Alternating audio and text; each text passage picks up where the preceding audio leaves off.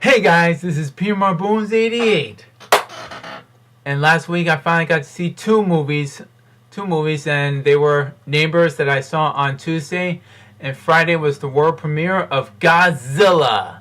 So the first movie I want to talk about and review is Neighbors, which stars Seth Rogen and Zac Efron. This was a it was a funny movie, but apparently it showed a lack of comedy and really some disturbing scenes that were kind of inappropriate, or maybe appropriate, but however, it was really actually an enjoying comedy movie, just to make you laugh. It made me laugh, only just some scenes, not all of them. There was also a couple of characters and actors, such as Christopher Mintz-Plasse from Superbad, the Kick-Ass franchises, and he was also from Fright Night. And along with David Franco, who was from 21 Jump Street and also from Fright Night 2 as well, and he had a cameo in Superbad as well. The movie is actually about a fraternity that moves next door and however, the neighbors that stars Seth Rogen along with his wife and his child, they go in and introduce themselves just to be all neighbor and friendly.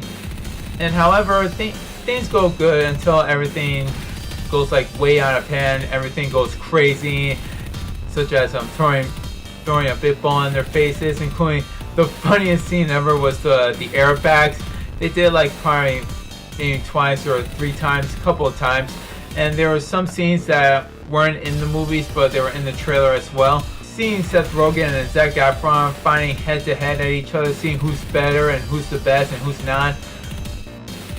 I should say, Zac Efron, I will give him credit. He is a good actor. I mean, he's starting just to get really good ever since his High School Musical trilogies in Disney's. I mean, the first two, they were like TV movies, and then the third one came into theaters, and frankly, he took like from children's movies to high serious adult movies.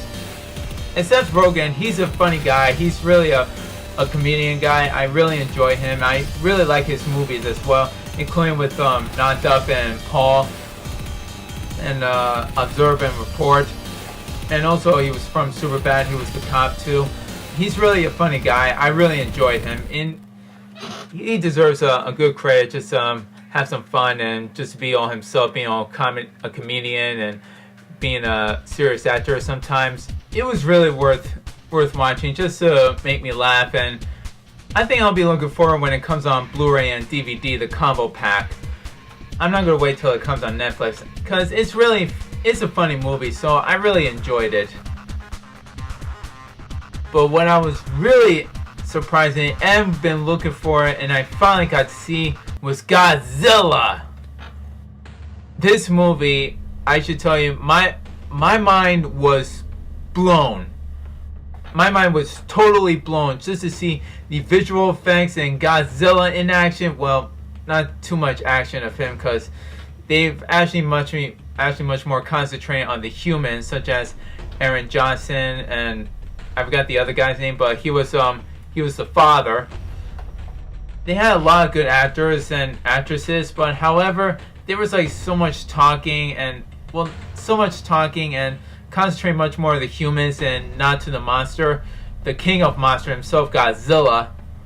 But when I saw him like first appearance and the big roar, I was in shock. I just couldn't believe just seeing Godzilla all in action, really terrifying, but really good and very enhancement. And he was finally, they made him really better to compare to the 1954 Godzilla, a guy in a rubber suit, but when you see it, it's kind of ridiculous, but it's still a classic.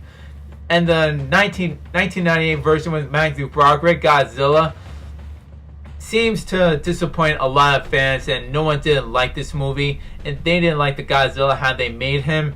Even if you were a little kid and you thought Godzilla was cool back in the day, back in 1998, and you thought, hey, this Godzilla is cool, he's awesome, but as you grew up and realizing, what the hell was I watching? This is not the Godzilla that we know.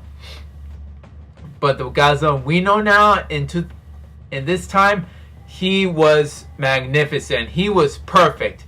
I loved it, especially with the visual effects, the CGI effects. I think they did a pretty good job, including the low shots, the angle shots, every different kind of shots he was in. He was magnificent. Even so that they didn't concentrate much more on him, but it was really good. The storyline, I think they did a good job on it. And talking about the origin of Godzilla and how it became like a whole new species and creating a new kind of species monster. But sometimes they repeat the same thing, and they literally repeat the origin, the researching of it, and the radiation, and it's the same thing, the same process, and it starts to get a little bored, and you start to fall asleep sometimes. But clearly the movie's not too bad, and it's really enhancement, and I really think they did a good job on it. But hopefully, if they ever make another Godzilla movie, they should make it a little better and concentrate on more Godzilla than less of the humans. So after done talking about both of these movies, just to rate both of these films, for The Neighbors, I would have to give it a 7.8 out of 10. And as for Godzilla, I would have to give it a 9 out of 10. They're both good. For The Neighbors, like I said, it had a lack of comedy, but solely just for interesting, good movies. But the story and for characters, they go a little too crazy or take things a little too far at times for their own performance. But it's worth just to watch it just to make a laugh.